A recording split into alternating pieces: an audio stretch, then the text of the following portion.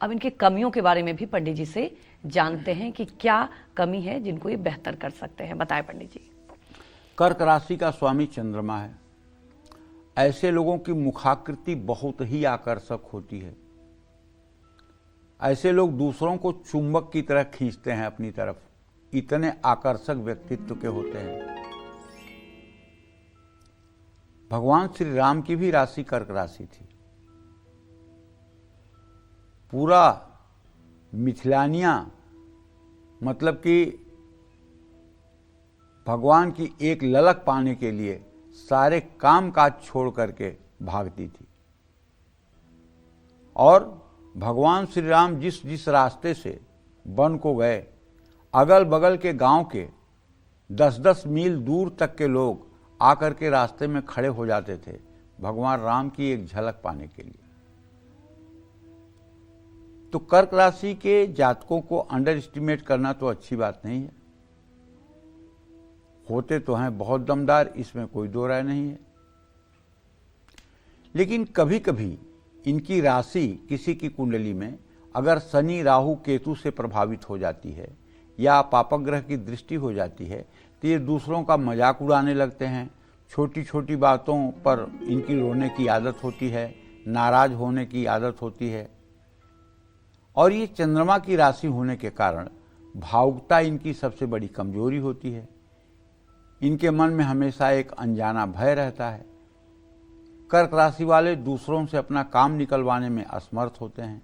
बीते हुए कल में अटके रहने के कारण ये कई अवसर खो बैठते हैं। आप बेवजह के विवादों में फंस जाते हैं। लेकिन अगर बृहस्पति की स्थिति अच्छी हो और चंद्रमा की स्थिति अच्छी हो तो ये लोग देवतुल्य होते हैं। ये लोग देवता के समान होते हैं। अगर किसी कर्क राशि के जातक की कुंडली में चंद्रमा और बृहस्पति की स्थिति अच्छी हो तो ऐसा व्यक्ति साक्षात देवता का ही रूप होता है।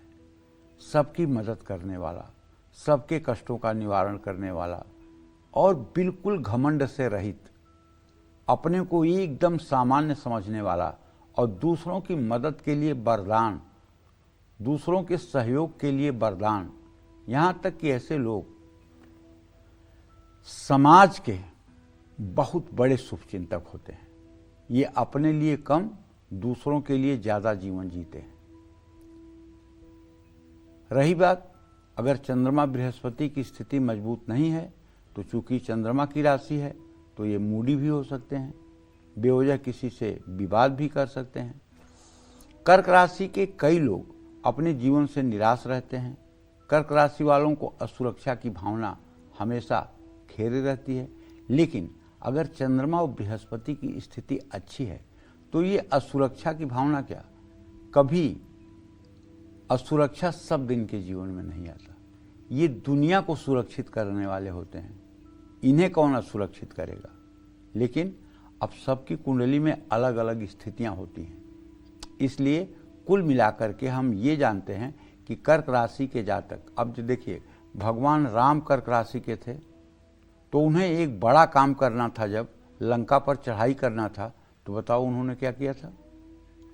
उन्होंने समुद्र के किनारे रामेश्वरम की स्थापना की थी। लिंग थापि विधिवत कर पूजा, शिव समान मोह प्रिय नहीं दूजा। जब कर्क राशि में पैदा हो करके प्रभु श्री राम भगवान शिव की पूजा कर सकते हैं तो कर्क राशि के जातकों को भगवान शिव की पूजा क्यों नहीं करनी चाहिए। यदि आपका कर्क राशि में जन्म हुआ है और आप भगवान शिव की नित्य पूजा आराधना में लगे हुए हैं तो आप मानिए कि आपका जीवन आदरणीय और अनुकरणीय हो जाएगा। अब डिटेल मैं नहीं बताऊंगा।